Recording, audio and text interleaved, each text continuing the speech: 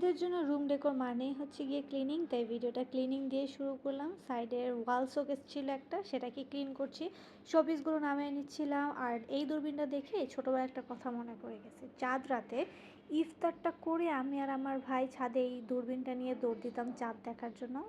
By the way, back to the business, cleaning done, পুরো রুমটা একদম ম্যাচ হয়ে আছে। সোফা কাভারটা আগেই চেঞ্জ করে নিয়েছিলাম, তাই এখন হচ্ছে কোশন কাভারগুলো চেঞ্জ করছি। সাইড টেবিলে এটাকে কি জানি বলে, ক্রুশের কিছু একটা, এটা বিছিয়ে দিলাম। আর এখানে আমি একটু লাইটিংয়ের ব্যবস্থা করছি। আমার কাছে মরিচাবাতি ছিল আগে থেকে, ওইটা দিয়ে একটু ডেকোরেশনের প্ল্যান আছে।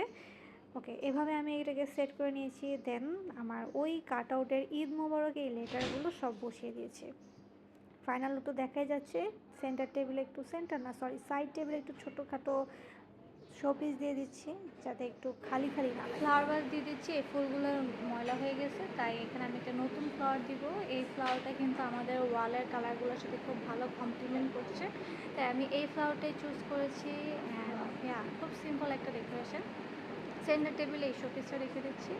সো এখানে একটা ট্রানজেকশন, ফাইনাল লুক।